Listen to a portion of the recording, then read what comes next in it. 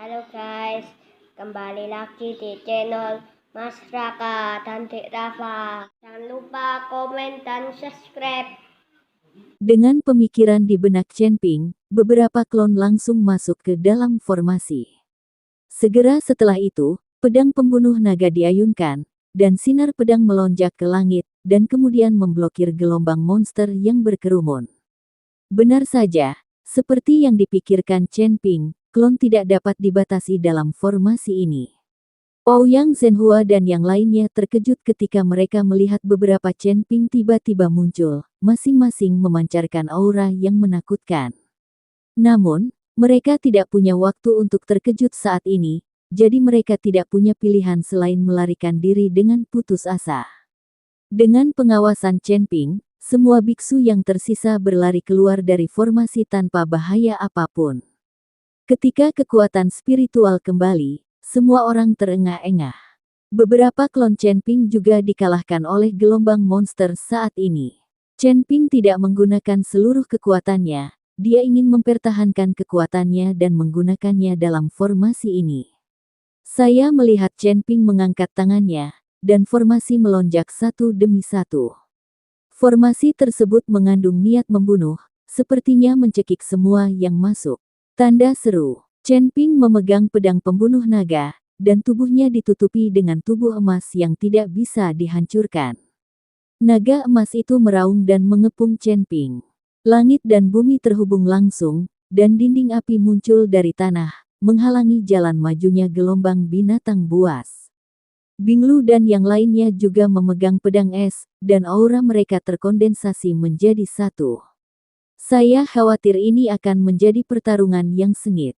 Gelombang monster semakin dekat, dan bau darah pada monster-monster itu bisa tercium dengan jelas. Monster-monster ini meraung dan sepertinya tidak memiliki rasa takut. Ini seperti menjadi gila. Seperti kata pepatah, manusia mati demi kekayaan dan burung mati demi makanan. Monster-monster ini rela mempertaruhkan nyawanya demi batu ekstrim. Setelah pulih, banyak biksu melarikan diri tanpa menoleh ke belakang, tanpa menunjukkan rasa terima kasih sedikit pun kepada Chen Ping. Namun beberapa biksu juga mengeluarkan senjatanya, seolah ingin menahan serangan gelombang binatang ini bersama-sama. Tuan, apa yang harus kita lakukan? Seorang junior dari keluarga Ouyang bertanya, agak bingung. Menghadapi ribuan monster, mereka semua ketakutan dan ingin melarikan diri secepat mungkin. Tapi Ouyang Zhenhua tidak bergerak, dan mereka juga tidak berani bergerak. Ouyang Zhenhua memandang Chen Ping, lalu ke lingkungan sekitar, dan berkata dengan dingin, bersiaplah untuk bertarung. Jika kita tidak menghadapi monster-monster ini, kita tidak akan bisa melarikan diri meskipun kita melarikan diri ke pegunungan. Petik 2. Ouyang Zhenhua dan banyak junior dari keluarga Ouyang juga menunjukkan senjata mereka satu demi satu. Tubuh Chen Ping tergantung di udara, cahaya spiritual yang tak terhitung jumlahnya meledak, dan semua formasi diaktifkan. Dinding api memblokir monster-monster itu, tapi monster-monster itu menyerang tanpa rasa takut. Binglu dan yang lainnya menembakkan serangkaian bilah es, memanen nyawa para monster. Bilah es di seluruh langit berjatuhan seperti angin dan salju. Banyak biksu juga terbang satu demi satu, melambaikan berbagai senjata di tangan mereka. Sejumlah besar monster-monster berjatuhan berkelompok, tapi monster-monster di belakang masih menyerang ke depan. Monster-monster ini sepertinya dibatasi oleh formasi dan tidak bisa melakukan berbagai teknik. Mereka hanya bisa mengandalkan kekuatan kasar untuk bertabrakan. Gelombang monster begitu kuat sehingga dengan cepat menembus beberapa dinding api pertama. Bintang elemen api di tubuh Chen Ping meredup banyak. Dinding api tadi hampir menghabiskan elemen api Chen Ping. Segera setelah itu, langit bersinar dengan cahaya, dan susunan pembunuhan yang diatur oleh Chen Ping diaktifkan. Semua monster yang menyerbu masuk dipenggal. Tapi ada terlalu banyak monster. Bahkan jika ada barisan pembunuh, monster-monster yang putus asa untuk hidup mereka akan tetap berkerumun. Pada saat yang sama, keterampilan monster-monster ini pulih, dan masing-masing menghembuskan kabut putih, dan udara dingin yang tak terbatas membentuk dinding kabut putih, berguling ke arah Chen Ping dan yang lainnya. Di bawah kabut dingin ini, barisan pembunuh Chen Ping dengan cepat ditembus. Ketika Chen Ping melihat ini, dia mengayunkan pedang pembunuh naga dengan sekuat tenaga, dan naga emas itu meraung, menyemburkan aliran api dari mulutnya.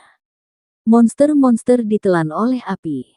Di saat yang sama, api bertabrakan dengan kabut dingin, berubah menjadi tetesan air hujan yang tak terhitung jumlahnya dan jatuh. Sambil memegang pedang pembunuh naga, Chen Ping tiba-tiba melambaikan telapak tangannya, dan awan petir berkumpul di langit, membuat suara gemuruh. Telapak tangan guntur. Bab 3823, banyak pil binatang. Sebuah telapak tangan besar perlahan terbentuk, dan kilat menjalar melalui telapak tangan, menekan ke bawah dengan kekuatan guntur. Guntur dan kilat menyambar monster-monster itu satu demi satu, seketika membuat mereka menghilang menjadi abu. Melihat telapak guntur Chen Ping, banyak biksu juga terkejut. Sekarang setelah mereka semua memulihkan kekuatan spiritual mereka, mereka dapat mengetahui ranah Chen Ping. Dia hanya berada di alam kesengsaraan tingkat ketiga, tetapi kekuatan yang dia tunjukkan sangat mengejutkan. Binglu dan yang lainnya juga berjuang untuk membunuh monster tersebut. Hanya saja mereka juga berada di barisan terdepan. Gerombolan monster menyerang tanpa takut mati, yang membuat Binglu dan yang lainnya merasa sangat berat. Tanda seru, rata-rata. Benar saja, setelah monster-monster ini masuk ke dalam susunan ilusi, mereka semua menjadi lamban, seperti lalat tanpa kepala yang tersesat. Tanda seru. Ketika Chen Ping melihat ini, bintang aslinya bersinar, dan dia menggunakan sumber ilusi untuk membuat susunan ilusi tepat di depan Binglu dan yang lainnya. Meskipun susunan sihir tidak mematikan, itu dapat menghentikan laju dan kecepatan serangan monster-monster itu. Ini juga membuat Binglu dan yang lainnya bernapas lega.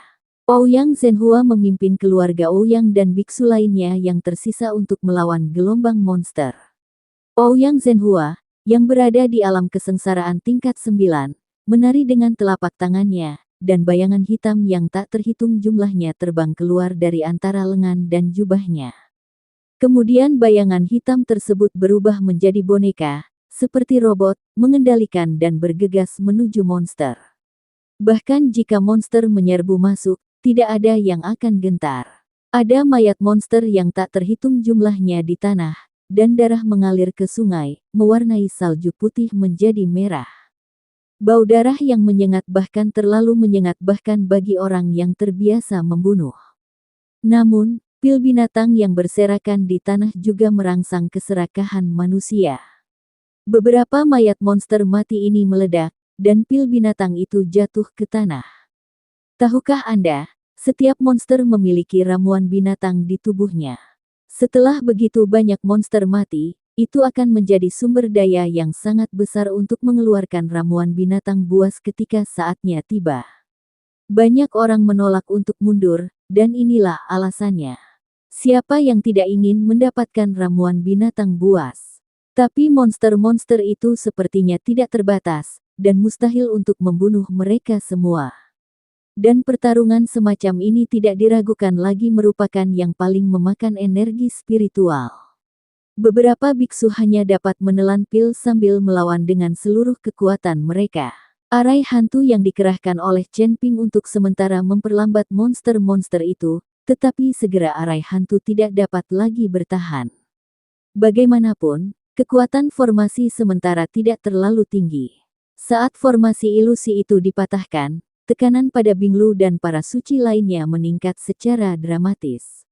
Monster mulai menyerbu ke arah kami, mengikuti Binglu dan yang lainnya untuk bertarung dalam jarak dekat. Beberapa orang suci mulai terluka.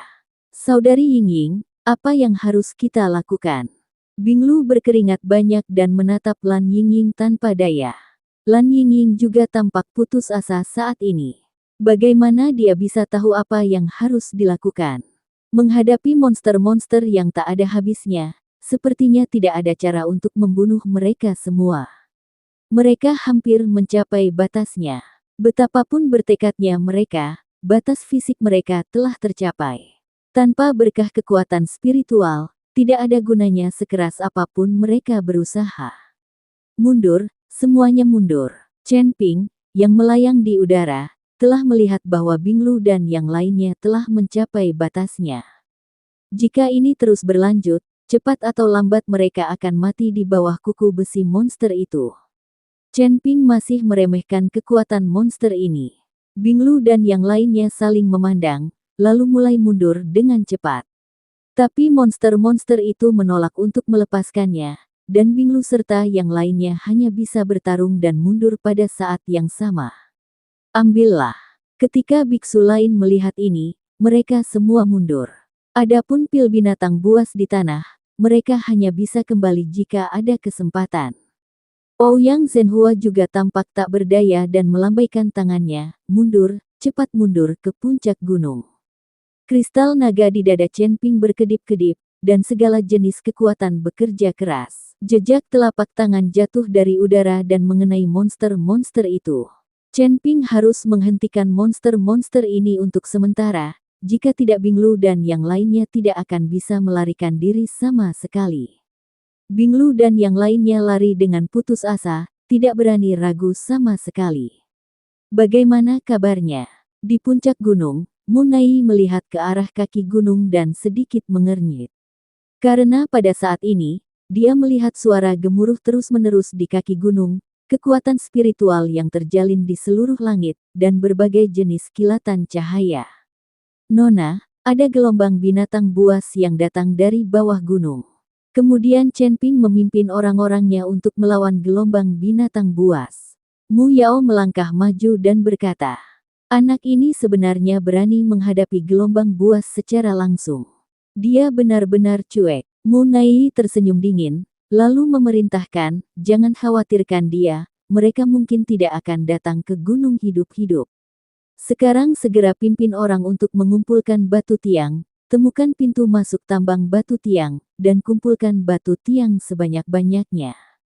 Jika kita menunggu gelombang binatang buas ini mengalir ke pegunungan, kita tidak akan punya kesempatan. Munai tahu bahwa monster-monster ini pasti sedang menuju ke Batu Ji. Ya, Mu Yao mengangguk dan mulai memimpin orang-orang mengumpulkan batu tiang. Saat ini, Chen Ping masih berjuang untuk membunuh monster itu. Binglu dan yang lainnya sudah menjauhkan diri dari monster di belakang mereka. Ouyang Zhenhua dan yang lainnya juga mundur ke gunung. Pada saat ini, hanya ada Chen Ping, memegang pedang pembunuh naga, terus-menerus membunuh monster di antara guntur langit dan bumi. Semua orang menatap Chen Ping dengan tatapan kosong, dengan keterkejutan dan keterkejutan di mata mereka. Satu orang versus semua binatang. Ouyang Zhenhua adalah biksu tingkat 9 di alam kesengsaraan, tapi dia tidak begitu berani. Tetapi saat ini, hanya Chen Ping yang tahu bahwa dia juga ingin mundur, tetapi tertahan oleh gelombang monster dan tidak dapat melarikan diri sama sekali. Tanda seru, Chen Ping termasuk dalam kategori banteng, dan dia juga sadar diri. Sama sekali tidak mungkin aku bisa menghentikan gelombang besar ini sendirian. Sekarang Chen Ping sangat terjebak dalam gelombang monster dan ingin berjuang untuk keluar, tetapi monster semakin banyak. Udara dingin yang menutupi langit dan matahari membuat Chen Ping berangsur-angsur menghilang. Jika Chen Ping tidak memiliki roh api terhebat, udara dingin pasti sudah lama membekukan Chen Ping. Ini adalah udara dingin yang dimuntahkan oleh puluhan ribu monster. Tubuh emas yang tidak bisa dihancurkan di tubuh Chen Ping telah hancur total, dan bekas darah muncul di tubuh kuat Chen Ping. Sial, apa kamu harus membiarkan aku mati? Chen Ping terdiam beberapa saat. Saya baru saja diselamatkan dari tempat kacau itu oleh Tuan Si, dan sekarang saya terjebak dalam gelombang besar lagi. Kali ini, Tuan Si mungkin tidak akan menyelamatkannya lagi. Tepat ketika Chen Ping sedang memegang pedang pembunuh naga secara mekanis dan berbagai aura di tubuhnya terus melemah. Tiba-tiba cahaya menyala di ring penyimpanan. Binatang kecil yang menelan itu berlari keluar sambil menguap, jelas baru saja bangun. Saat binatang kecil yang menelan itu muncul, monster yang awalnya maniak dan ganas itu tiba-tiba menjadi sunyi. Sekelompok monster hitam, semuanya memandangi binatang yang menelan langit di depan mereka. Tiba-tiba, binatang yang menelan langit itu meraung. Raungan ini secara langsung menyebabkan bumi bergetar dan bebatuan pecah. Gelombang monster mulai mundur di tengah auman besar binatang penelan langit. Kemudian dia berbalik dan lari. Puluhan ribu monster ditakuti oleh auman binatang penelan langit. Anda harus tahu bahwa binatang kecil yang menelan langit ini sangat kecil. Dibandingkan dengan monster yang tingginya beberapa kaki, ia sebesar semut. Tapi binatang kecil yang menelan langit bisa menakuti ribuan monster hanya dengan satu suara. Raungan macam apa ini? Apakah itu raja binatang?